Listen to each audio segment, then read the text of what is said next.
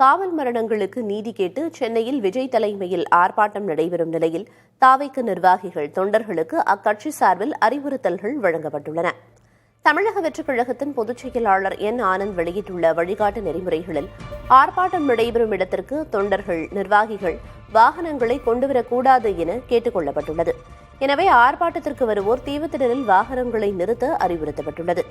அமைதியான முறையில் ஆர்ப்பாட்டத்தை நடத்தி கோரிக்கைகளை அரசுக்கு வலியுறுத்த வேண்டும் எனவும், தாவேகவினர் போக்குவரத்து விதிமுறைகளை கண்டிப்பாக பின்பற்ற வேண்டும் எனவும், பொதுமக்களுக்கு இடையூறு ஏற்படுத்தும் வகையில் பேனர்கள், பதாகைகள் வைக்கக்கூடாது என்றும் கூறப்பட்டுள்ளது. எந்தவொரு மதம், சாதி, இனம் மற்றும் தனிப்பட்ட நபர்களை புண்படுத்தும் வகையில் முழக்கங்களை எழுப்பக்கூடாது. ஆர்ப்பாட்டத்தில் உருவபொம்மைகள், புகைப்படங்களை எரிப்பது உள்ளிட்ட நடவடிக்கைகளில் ஈடுபடக்கூடாது என அறிவுறுத்தப்பட்டுள்ளது. ஆர்ப்பாட்டம் முடிந்தவுடன் அமைதியாக கலைந்து செல்ல வேண்டும் எனவும், கழகத்தின் கொள்கைகள், குறிக்கோள், கோட்பாடுகளுக்கு எதிராக செயல்படக்கூடாது எனவும் தெரிவிக்கப்பட்டுள்ளது. தமிழகத்தில் கடந்த 4 ஆண்டுகளில் அரங்கேறிய காவல் மரணங்களால் பாதிக்கப்பட்டோருக்கு நீதி கேட்டு தமிழக வெற்றிக் கழகத்தின் தலைவர் விஜய் தலைமையில் நடக்கும் ஆர்ப்பாட்டத்திற்கு காவல்துறையினர் நிபந்தனைகளோடு அனுமதி அளித்துள்ளனர்.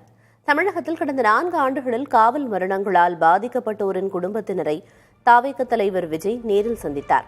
சென்னை பனையூரில் உள்ள தாவேக அலுவலகத்தில் 18 பேரின் குடும்பத்தினரை சந்தித்து ஆறுதல் கூறியதோடு அவர்களுக்கு தலா 25,000 ரூபாய் நிதி உதவியும் விஜய் வழங்கினார்.